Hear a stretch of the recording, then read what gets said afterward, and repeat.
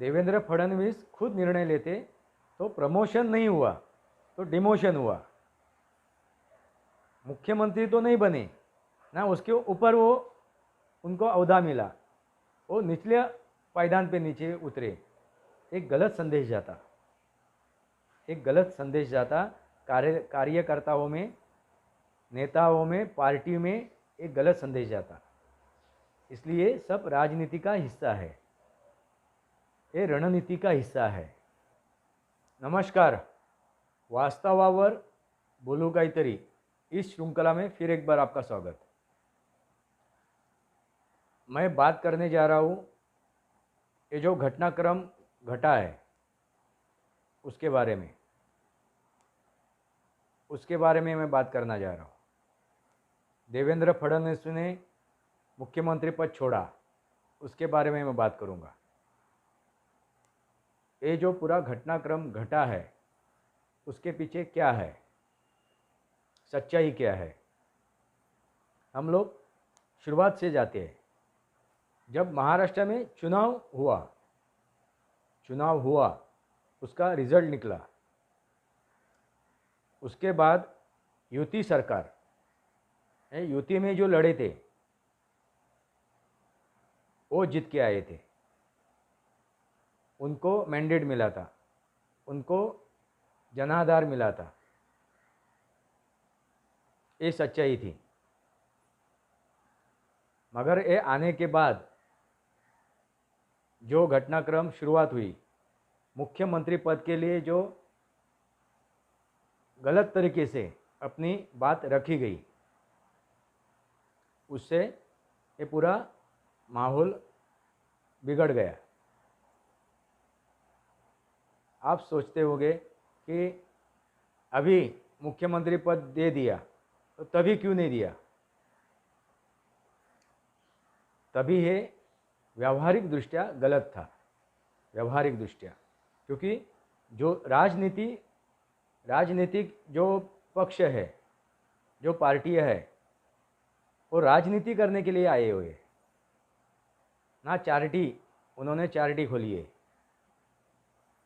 कि चलो रेवड़ी बांटो, नहीं, वो राजनीति करने के लिए उन्होंने वो स्थापना की है, वो संगठना तैयार हुई है, वो संगठना निर्माण हुई है।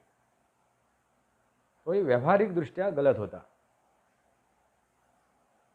एक गलत संदेश जाता पार्टी में भी और जन समुदाय में भी, एक गलत संदेश जाता। क्या गलत संदेश जाता कि ये जो बात उद्धव ठाकरे ने उछाली थी कि मुख्यमंत्री पद 50-50, यानी 5 साल में 2.5 साल शिवसेना, 2.5 साल बीजेपी, ये हमारी तय हुआ था। एक गलत बात, ये झूठ बात उन्होंने उछाली थी, और झूठों को एक सहायता करना वो भी गलत है। स्वार्थ के लिए,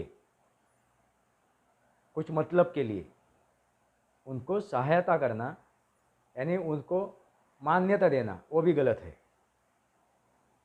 दूसरी बात है कि सब जानते समझते, पूरे जो चुनाव प्रचार हुआ उसमें कहीं पे भी इसका जिक्र हुआ नहीं।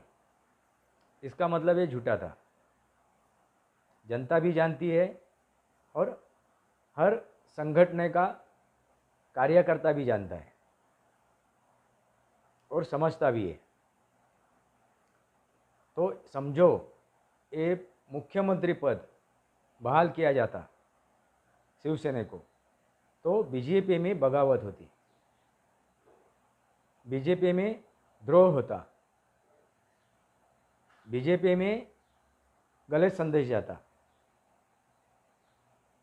कार्यकर्ता जो दिन रात जुटे हैं और उन्होंने 105 आमदार जिता के लाए हैं, उनकी विजय हुई है, उसके ऊपर भी पानी फेर जाता।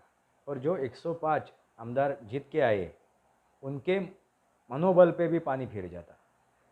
ये व्यवहारिक बात थी, इसलिए इसे क्या किया नहीं, उसको मान्यता मिली नहीं। ये समझ लीजिए। ये समझने की एक बात है, एक सोचने की बात है।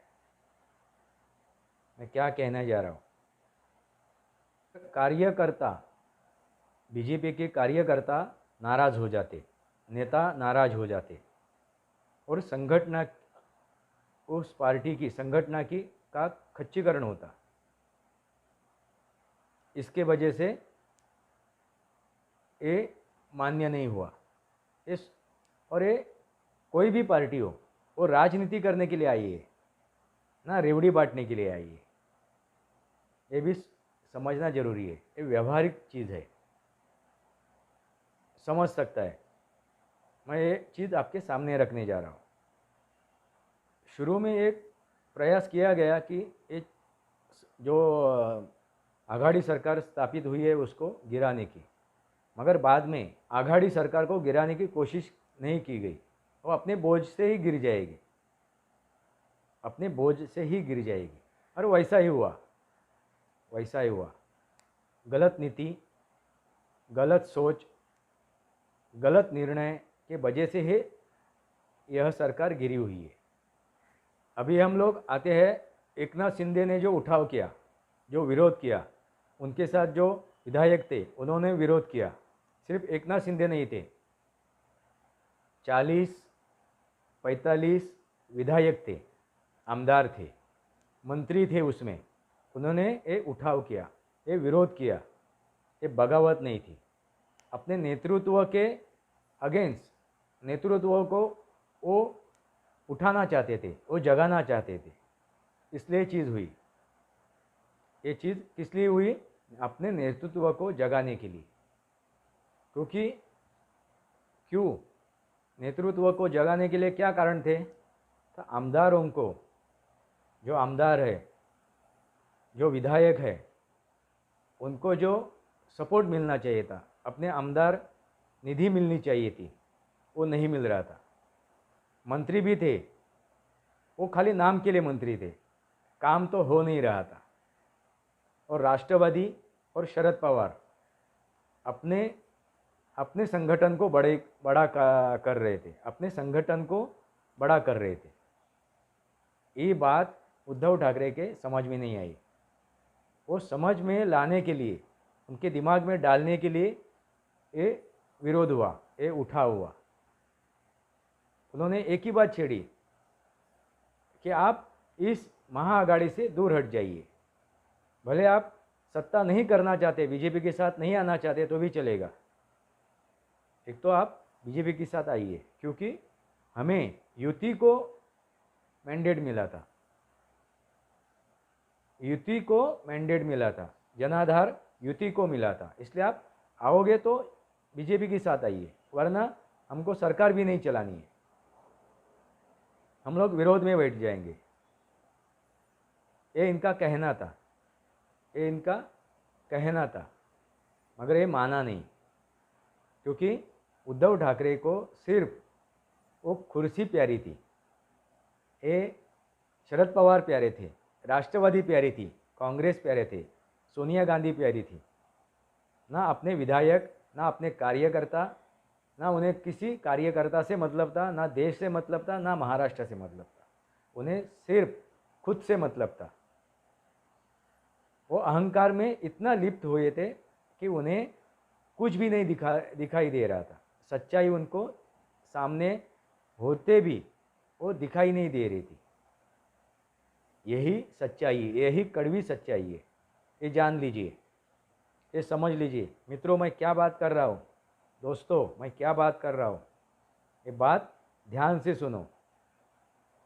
मैं हर एक शिवसैनिक को सुना रहा हूँ, इस महाराष्ट्र के नागरिक को सुना रहा हूँ। अभी आप सोचोगे कि एकनाथ शिंदे को क्यों मुख्यमंत्री बनाया? उसके पीछे भी एक राजनीति है, उसके पीछे भी एक समाज के बारे में सोचना है, इसके पीछे भी देश का हित समझना है, इसके पीछे भी राष्ट्र का हित समझना है। अभी आप सोचोगे क्या हित है, राजनीति इसमें क्या है? राजनीति यही है कि एकनाथ शिंदे को मुख्यमंत्री बनाने के बाद एक संदेश जाएगा, एक संदेश जाएगा किसमें, आम शिव सैनिकों में, कि हमारा एक नेता मुख्यमंत्री बन रहा है और ये जो हो रहा है वो अच्छा हो रहा है, सही हो रहा है, और एकनाथ शिंदे का नेतृत्व वो स्वीकारे। इससे क्या होता है, इससे क्या होगा, जो घराणेशाही है, जो घराणेशाही है वो खत्म होगी और लोकशाही स्थापित होगी। ये लोकशाही स्थापित होगी यानी समाज सेवा, समाज के बारे में, देश के बारे में सोचना। मैं क्या कहना चाह रहा हूँ आप समझ रहे होंगे। दूसरी राजनीति की बात और एक दोस्ती निभाने की बात। शिवसेना को खड़ा करना, शिवसेना को खड़ा करना मजबूत तरीके से, और अपने खुद के पार्टी को भी, संगठन को भी मजबूत करना, यानी बीजेपी को मजबूत करना। शिवसेना को भी खड़ा करना और बीजेपी को भी खड़ा करना, अपने संगठन को भी खड़ा करना। और राष्ट्रवादी, इनका राष्ट्रवादी की ताकत खत्म करना, राष्ट्रवादी की ताकत खत्म करना। कांग्रेस तो पहले ही खत्म हो चुकी है, कांग्रेस तो पहले से खत्म हो चुकी है। तो आगे क्या रहेगा इस पूरे महाराष्ट्र में, शिवसेना और बीजेपी, और उनके पीछे रहेगी मनसे। तो सिर्फ हिंदुत्व सोचने वाली ही पार्टी जीवित रहेगी, जो देश का सोचने वाली, हिंदुत्व यानी राष्ट्रीयत्व। यानी मैं मुस्लिम लोगों को कि अन्य धर्मियों को कुछ ये नहीं कर रहा हूँ जो तथाकथित धर्म कहे गए हैं, मगर हिंदुत्व यानी राष्ट्रीयत्व। तो हिंदुत्व मजबूत हो जाता, ये इसके पीछे सोच है, ये समझ लीजिए। हिंदुत्व मजबूत करना, ये है सामाजिक मजबूती। हिंदुत्व मजबूत होता है तो राष्ट्र मजबूत होता है। तो इसमें बौद्ध भी आ गए, सिख भी आ गए, जो जैन भी आ गए, जो एक ही सोच के है, जो एक ही मार्ग पे चलने वाले। मुस्लिम, ये सोच ही अलग है। जब तक ये कुरान में से जो चंद आयतें निकाल नहीं देते, तब तक ये मार्ग ही उनका गलत है। तो उसको साथ में लेना मतलब ही नहीं है। तो राष्ट्र को मजबूत करने के लिए इसके पीछे यही एक राजनीति है, इसके पीछे एक यही समाज नीति है। समाज नीति भी और राजनीति भी, वो जान लीजिए। और एक बात कि कोई भी संगठन अपने संगठन को मजबूत करते, ये राजनीतिक पार्टियां है, ये जो पार्टियां है राजनीति करने के लिए आई हुई। तो ये राजनीति नहीं करे तो क्या करे फिर, राजनीति ही करेंगे वो, मगर उसके साथ समाज नीति भी होनी चाहिए, समाज नीति भी होनी चाहिए। राजनीति नहीं करना है तो क्या करना है, चैरिटी खोलना है, धर्मदायी संस्था खोल के रखना है, नहीं, धर्मदायी संगठन खोलना है, नहीं, ये राजनीतिक पार्टियां है। तो राजनीति होना लाजमी है, कुछ गलत नहीं है। और दूसरी बात क्या है, दूसरी बात यही है, जनता में भी एक संदेश पहुंचाना था कि हम लोग सिर्फ कुर्सी के लिए नहीं लड़ रहे, हम सिर्फ अपने लिए नहीं लड़ रहे, खुद का स्वार्थ नहीं देख रहे, हम देश का, इस राष्ट्र का, इस राज्य का भला चाहते हैं। यही एक संदेश पहुंचाना था। इसलिए देवेंद्र फडणवीस ने अपनों खुद को बाजू में रख के एकनाथ शिंदे को मुख्यमंत्री पद दिलवाया। अभी आप सोचोगे, देवेंद्र फडणवीस बाहर बैठने वाले थे, उन्होंने वहाँ पे ऐलान किया, वहाँ पे उन्होंने ऐलान किया कि मैं बाहर से काम करूँगा।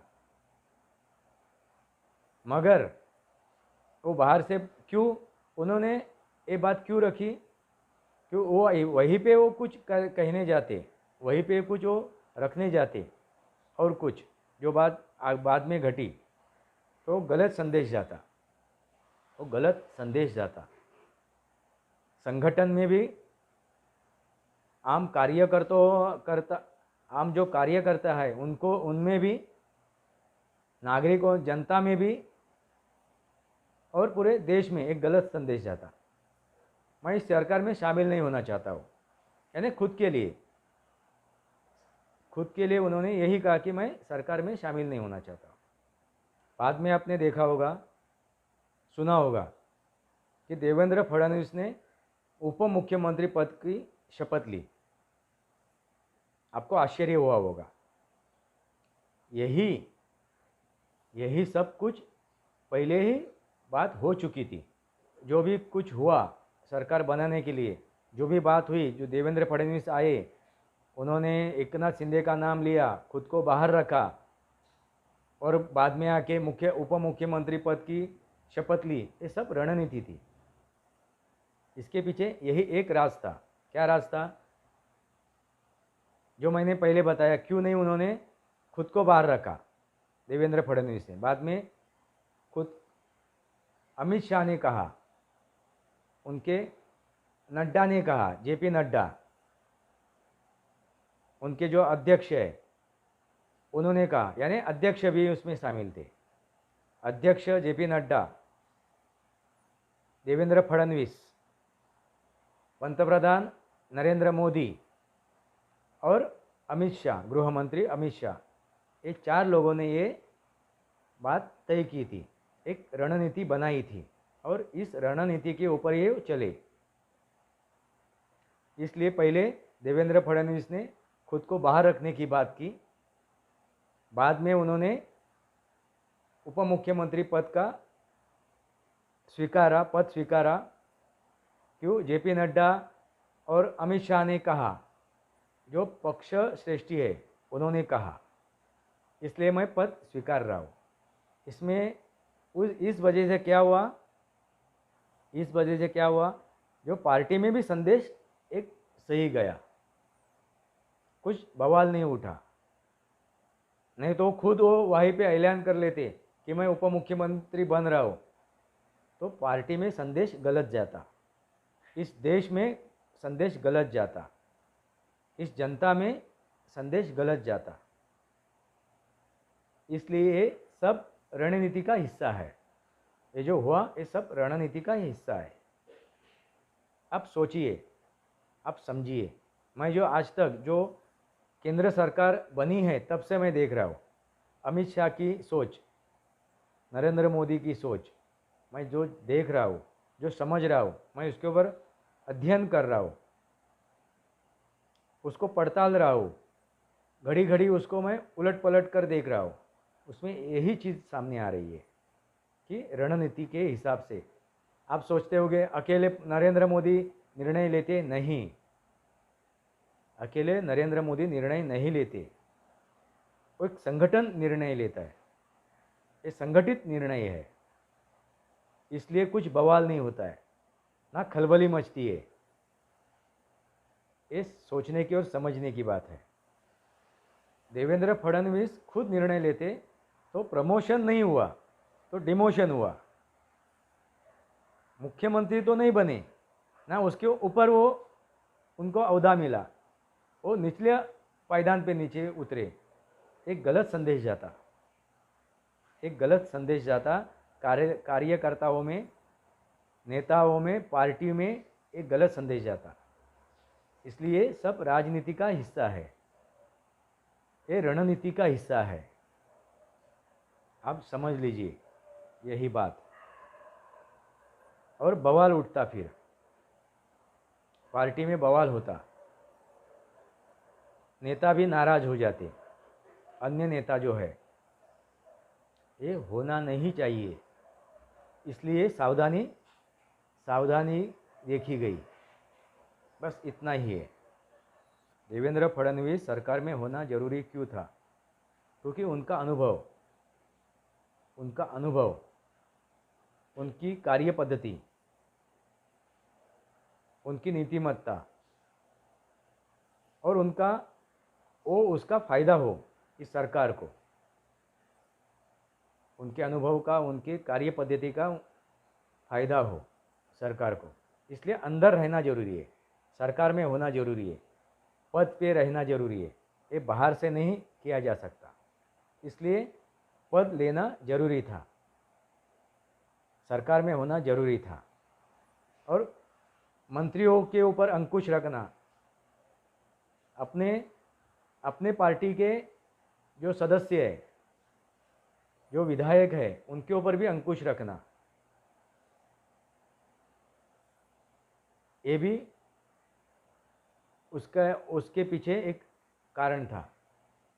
सब मंत्रीगण के ऊपर अंकुश रखना और विधायकों के ऊपर भी अंकुश रखना।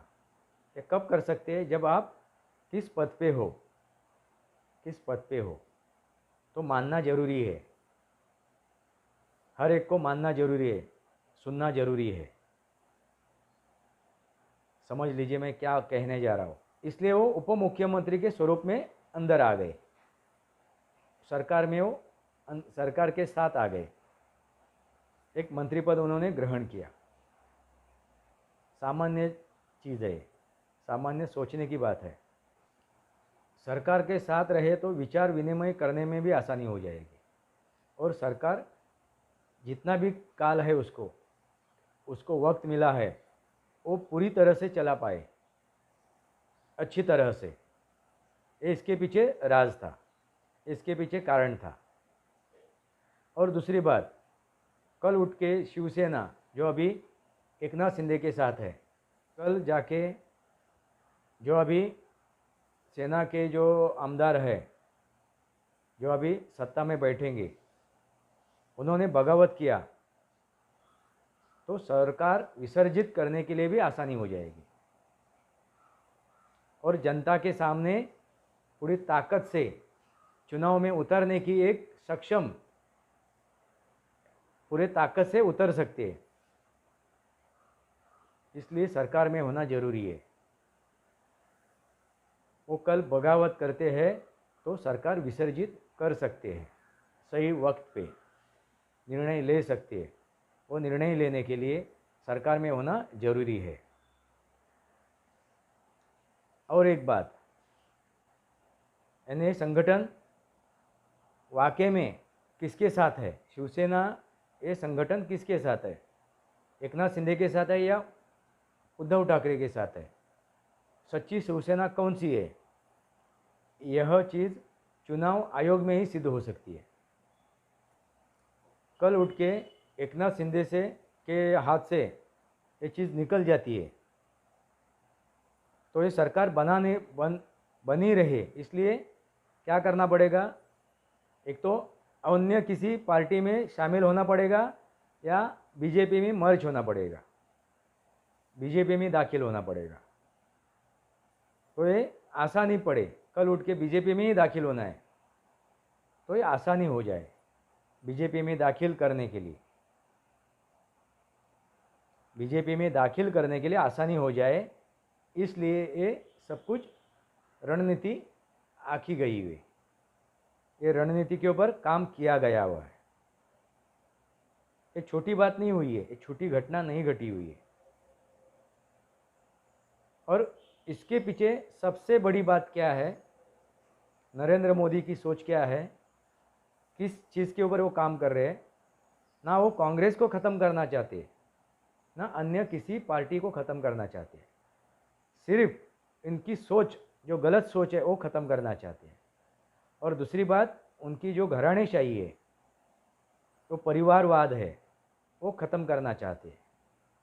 इसलिए देखिए, कांग्रेस में भी एक गुट बाहर निकला हुआ है, एक गुट बाहर निकल के काम कर रहा है। अभी वो ओपनली नहीं काम कर रहा है, मगर काम कर रहा है। मगर आज ये ओपनली काम हो जाता है, वो वाकई में काम हो जाता है, उद्धव ठाकरे के हाथ से ये संगठन निकल जाता है और एकनाथ शिंदे के हाथ में आता है, तो एक संदेश जाएगा पूरे देश में, एक देश में एक संदेश जाएगा कि परिवारवाद खत्म होना चाहिए, एक एकाधिकार खत्म होना चाहिए, एक घराणेशाही खत्म होके लोकशाही आनी चाहिए, लोकशाही आनी चाहिए, लोगों का राज, नागरिकों का राज। नागरिक राजा है और ये सेवक है। ये सिर्फ पार्टियों को ख़त्म करने के लिए नहीं है, पार्टी को ख़त्म करने के लिए नहीं, कि इनकी सोच ख़त्म करने के लिए। जितने भी पार्टी है उनकी सोच ख़त्म करने के लिए। दादा के बाद पिता, पिता के बाद पोता, पोता के बाद परपोता, ये ख़त्म होना चाहिए। ये घराणेशाही ख़त्म होनी चाहिए और लोकशाही आनी चाहिए। इसलिए ये नरेंद्र मोदी ने एक अभियान चालू किया है। आप गौर से देखिए इस चीज़ के ऊपर और गौर से सोचिए, आपको समझ में आ जाएगा। इसके पीछे नरेंद्र मोदी को समझना जरूरी है, इसके पीछे अमित शाह को समझना जरूरी है, इसके पीछे देवेंद्र फडणवीस को समझना जरूरी है। देवेंद्र फडणवीस भी वही, उनके ऊपर वही संस्कार हुए, उसी संस्कार से वो चल रहे हैं। अगले पंतप्रधान भी वो बन सकते हैं और बनेंगे, बन सकते नहीं बनेंगे मेरे ख्याल से। मैं जो देख रहा हूँ, मैं समझ रहा हूँ, तो अगले देवेंद्र फडणवीस से अगले पंतप्रधान रहेंगे। उनमें वो सब कुछ गुण हैं जो नरेंद्र मोदी में है, वो सब कुछ सोच है जो नरेंद्र मोदी में है, और वो होना जरूरी है। सबको साथ लेके चलना, सबका साथ सबका विकास, ये होना जरूरी है और सबका समर्थन मिलना जरूरी है। इसके पीछे क्या है? घराणेशाही ख़त्म करना और लोकशाही लाना। मेरे इस चैनल को सब्सक्राइब कीजिए, बेल आइकॉन दबाइए, वीडियो शेयर कीजिए, अपने कमेंट्स लिखिए। मैं और एक संदेश देना चाहता हूँ इस देशवासियों को दोबारा, कि आप राजा हो, आप राजा हो और राजा के जैसे जियो। सेवक मत बनो। वो सेवक है, आमदार, खासदार, मंत्री जो भी है, नगर सेवक, ये सब सेवक है, और वो सेवक सेवक की तरह बिहेवियर करे। उनके दिमाग में भी सेवक ये चीज़ रहनी चाहिए। कब रहेगी? जब आप राजा के जैसे जियोगे। कब ये रहेगी? जब आप राजा के जैसे जियोगे। इसलिए मैं आह्वान कर रहा हूँ देशवासियों को, हर संगठन के कार्यकर्ताओं को, कि आप पहले देश के नागरिक हो, आप राष्ट्रभक्त हो। आपको पहला देश का सोचना चाहिए, राष्ट्र का सोचना चाहिए।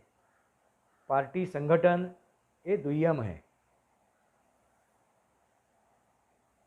यही आप सोच के चलो। जब आप राजनीति में है तो आप समाज नीति में भी है। तो राजनीति एक हद के लिए ठीक है, उसके बाद समाज नीति ही चलनी चाहिए।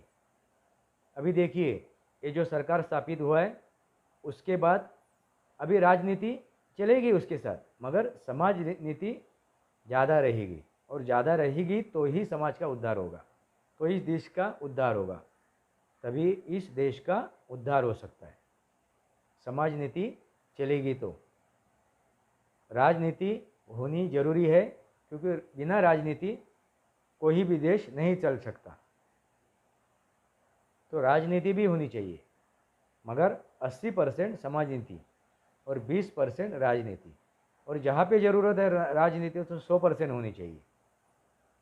जहाँ पे राजनीति होनी जरूरी है, वहाँ पे 100% राजनीति होनी जरूरी है। और जहाँ पे सिर्फ समाज नीति होनी चाहिए, वहाँ पे समाज नीति ही होनी चाहिए। वहाँ पे राजनीति का कोई नामो निशान नहीं रहना चाहिए। तभी देश प्रगति कर सकता है, आत्मनिर्भर बन सकता है। आत्मनिर्भर बनो, किसी के बलबूते पे खड़े मत हो। ये आपके साहब नहीं है, ये आपके साहब नहीं है, ये आपके सेवक है। तो राजा के भांति आप जियो, आप राजा बनो, यही मैं गुजारिश करना चाहता हूँ मेरे देशवासियों को। कानून समझो, कानून जानो। आज के लिए इतना ही, आज के लिए इतना ही। भारत माता की जय। जय भारत, जय महाराष्ट्र। जय भारत, जय महाराष्ट्र। वंदे मातरम।